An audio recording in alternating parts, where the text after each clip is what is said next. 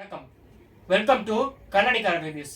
இனி நம்ம திரை விமர்சனம் எந்த படத்தோட கதை பற்றி பார்க்க போறோம்னா, ஸ்டூடியோ கிரீன் ப்ரொடியூஸ் பண்ணி டைரக்டர் பா ரஞ்சித் எடுத்து சியான் விக்ரம் நடிச்சு வெளியே வந்திருக்கிற தங்கலான் படத்தோட கதை பற்றி தான் பார்க்க போறோம். தங்கலான்னா சன் ஆஃப் கோல்டு, தங்க மகன் அப்படின்ற அர்த்தம். தங்கலான் அந்த படத்தோட கதையை பற்றி பார்த்தோன்னா, சியான் விக்ரம் வந்து ரொம்ப ஒரு கீழ்த்தரமான சமுதாயத்தில் இருந்திருப்பாரு.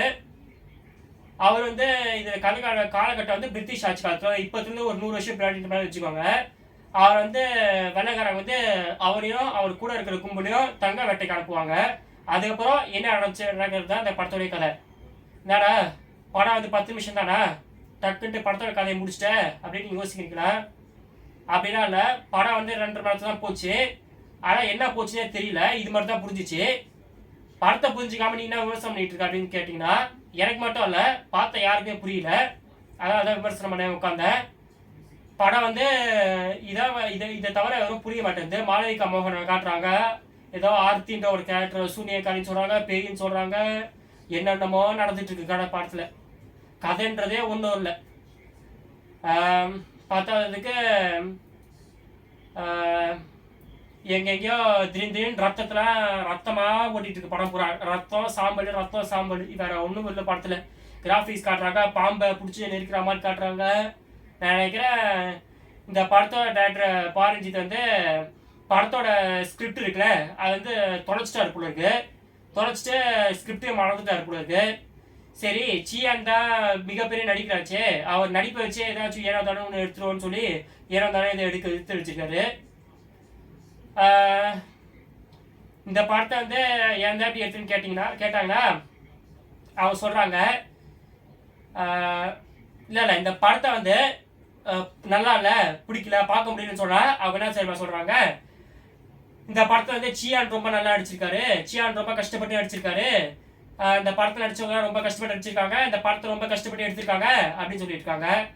அதை கேட்கும் போது எப்படி தெரியுமா இருக்கு? நான் ஒரு குட்டி கதை சொல்கிறேன். இப்போ ஒரு வீட்டில் ஒரு அம்மா, ஒரு பாட்டி, தங்கச்சி 3 பேர் சேர்ந்து கறி குழம்பு வைக்கிறாங்க. அம்மா வந்து காய்கறி நறுக்கிறாங்க, தங்கச்சி வந்து மசாலா அரைக்கிறா, பாட்டி வந்து சமையல் பண்ணுறாங்க, அந்த எல்லாத்தையும் போட்டு கிண்டுறாங்க குழம்புல. அப்போ வந்து பாட்டிக்கு சரியாக கடி தெரியாததுனால உப்புக்கு பதிலாக பூச்சி மரத்தை போட்டுறாங்க. அதுக்கப்புறம் அதை பரிமாறுறாங்களா, ஒருத்தர் டேஸ்ட் பண்ணி பார்த்துட்டு என்ன ஒரு மாதிரி டேஸ்ட் ஆகுது அப்படின்னு சொல்கிறாங்களா. அவங்க கிச்சனுக்கு போய் பார்க்குறாங்க, பார்த்தா உப்புக்கு பதிலாக பூச்சி மரத்தை போட்டு அப்போ சொல்கிறாங்க. அப்போ தான் தெரியுது பாட்டிக்கு. அவங்க வந்து சாப்பாடு திட்டி எந்திரிக்கிறாங்க. அப்போ சொல்கிறாங்க, பாட்டி சொல்கிறாங்க, உட்காருங்க, நான் வந்து கஷ்டப்பட்டு சமைச்சிருக்கோம் நாங்களா, அதனால் நீங்கள் என்ன பண்ணுறீங்க, சாப்பிட்டு செத்து போயிருங்க பரவாயில்ல அப்படின்னு சொல்கிறாங்க.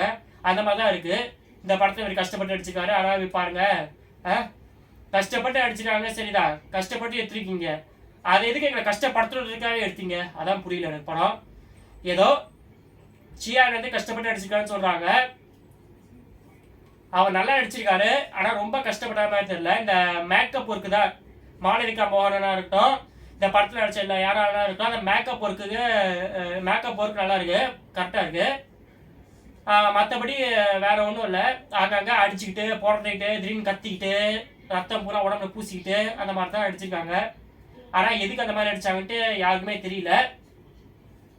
ஸோ இந்த படத்தை போய் யார் போய் பார்க்கலான்னு பார்த்தீங்கன்னா, ஏதோ ஒரே ஒரு சீன் அந்த பாம்பு, அந்த கரிஞ்சிருத்த அதெல்லாம் வரதுனால மேபி குழந்தைங்க ரசிக்கலாம்.